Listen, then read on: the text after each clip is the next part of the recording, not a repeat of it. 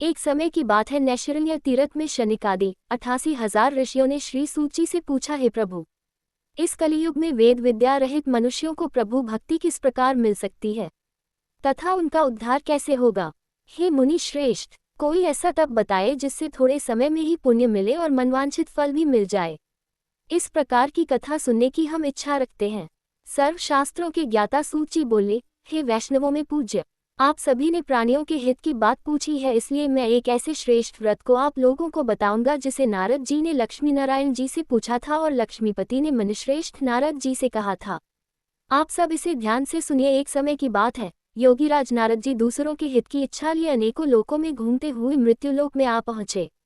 यहाँ उन्होंने अनेक योनियों में जन्मे प्रायः सभी मनुष्यों को अपने कर्मों द्वारा अनेकों दुखों से पीड़ित देखा। उनका दुख देख नारद जी सोचने लगे कि कैसा यत्न किया जाए जिसके करने से निश्चित रूप से मानव के दुखों का अंत हो जाए। इसी विचार पर मनन करते हुए वह विष्णुलोक में गए।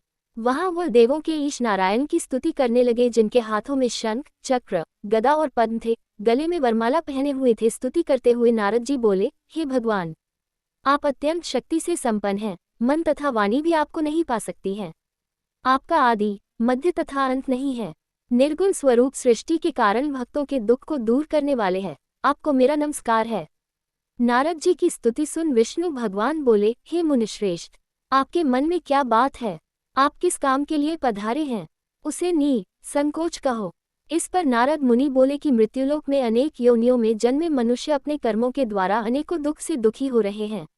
हे नाथ, आप मुझ पर दया रखते हैं तो बताए कि वो मनुष्य थोड़े प्रयास से ही अपने दुखों से कैसे छुटकारा पा सकते हैं। श्रीहरि बोले, हे नारद, मनुष्यों की भलाई के लिए तुमने बहुत अच्छी बात पूछी है। जिसके करने से मनुष्य मोह से छूट जाता है, वह बात मैं कहता हूँ, उसे सुनो। स्वर्गलोक व मृत्युलोक दोनों में एक दुर्लभ उत्तम व्रत है जो पुण्य देने वाला है। आज प्रेमवश होकर मैं उसे तुमसे कहता हूँ। श्री सत्यनारायण भगवान का ये व्रत अच्छी तरह विधानपूर्वक करके मनुष्य तुरंत ही यहाँ सुख भोग कर मरने पर मोक्ष पाता है। श्रीहरि के वचन सुन नारद जी बोले कि उस व्रत का फल क्या है और उसका विधान क्या है? यह व्रत किसने किया था? इस व्रत को किस दिन करना चाहिए? सभी कुछ विस्तार से बताएं। नारद की बात सुनकर श्रीहरि बोले, दुख व शोक को दूर करने वाला ये सभी स्थानों पर विजय दिलाने वाला है।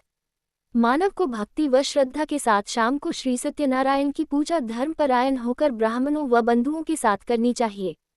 भक्ति भाव से ही नैवेद्य, केले का फल, घी, दूध और गेहूं का आटा सवाया लें। गेहूं के स्थान पर साठी का आटा, शक्कर तथा गुड़ लेकर वह सभी भक्षण योग्य पदार्थों को मिलाकर भगवान का भोग लगाएं। ब्राह्मणों सहित बंधु बांधवों को भी भोजन कराएं, उसके बाद स्वयं भोजन करें। भजन कीर्तन के साथ भगवान की भक्ति में लीन हो जाएं। इस तरह से सत्यनारायण भगवान का ये व्रत करने पर मनुष्य की सारी इच्छाएं निश्चित रूप से पूरी होती हैं। इस कलिकाल अर्थात कलियुग में मृत्युलोक में मोक्ष का यही एक सरल उपाय बताया गया है।